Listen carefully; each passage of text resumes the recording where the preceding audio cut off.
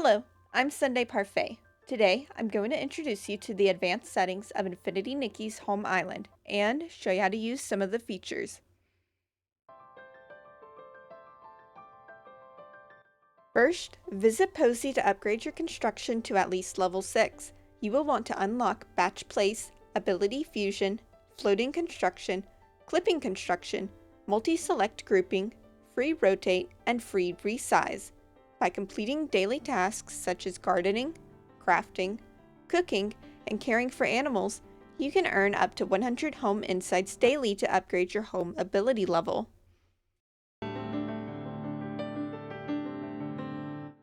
Let's move on to advanced settings, which you can pull up by pressing F10 on your keyboard. Selection placement. This allows you to be able to place or pick up different items based on their categories: furniture, structures, and terrain. Camera distance. This affects how far you are from the camera. I prefer to keep it close. Hide Nikki in floral construction. I always get asked in my streams about how I get Nikki invisible. It's a relatively new feature, allowing Nikki to be invisible when she is floating. When Nikki is invisible, you can go through certain objects. Multi-place mode. I always keep this on. It's especially useful for walls and landscaping, allowing me to place multiples without having to manually select and copy an object. This only works if you have multiple of the object available. Adjust placement.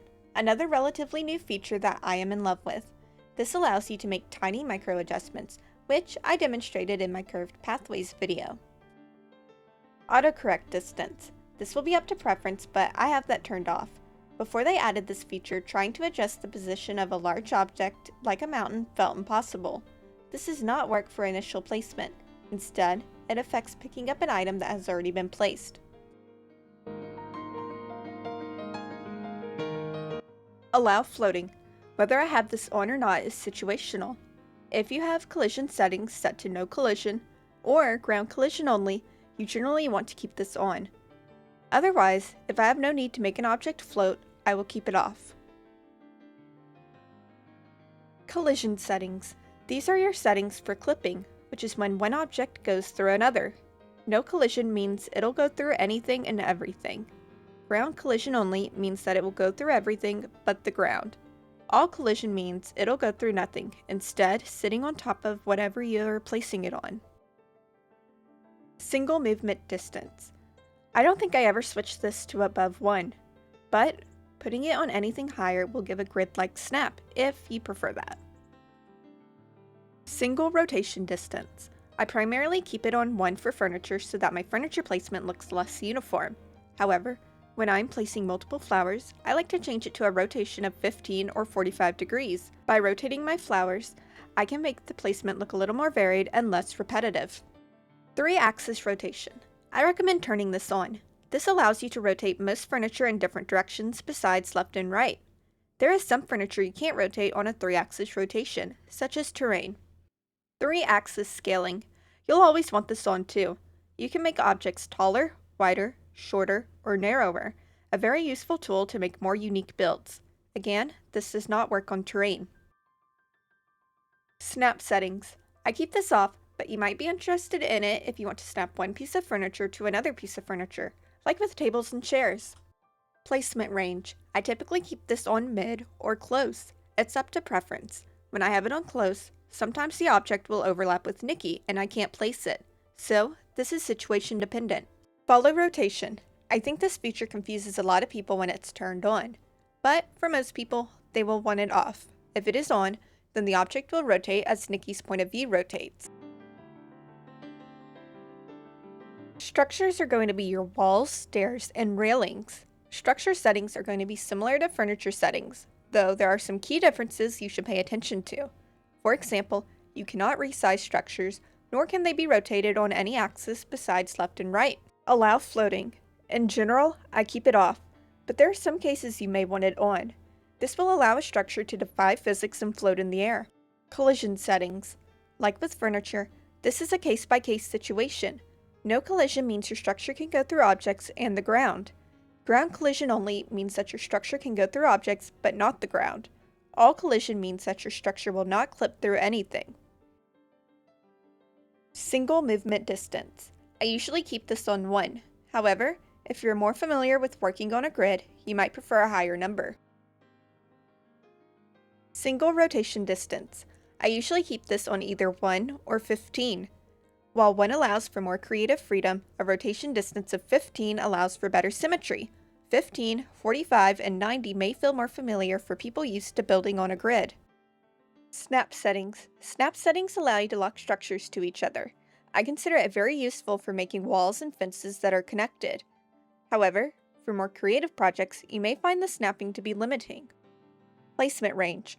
Close sometimes overlaps the object with Nikki, making it impossible to place. Mid can put the object too far away.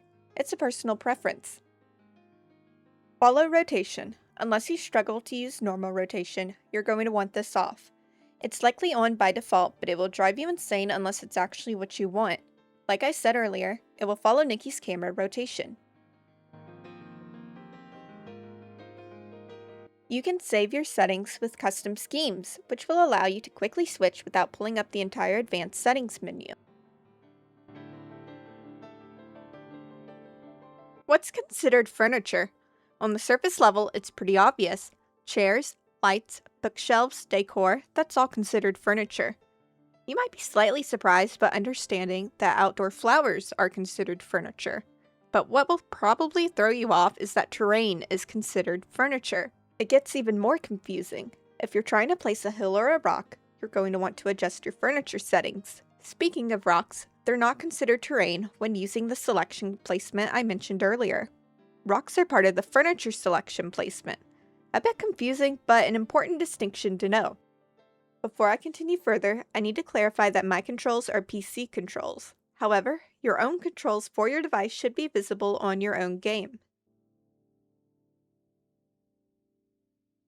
Rotating is a pretty fun feature. It allows for more creative positions. Most furniture can be rotated.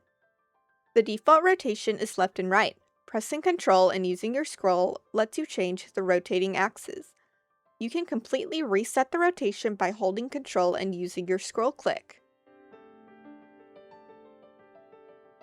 Resizing is one of my favorite features. I often like maximizing the size of my objects to get the most out of the load limit, because the load limit is not affected by how you resize an object. You can resize up twice and resize down twice. Pressing E will make it larger, and pressing Q will make it smaller.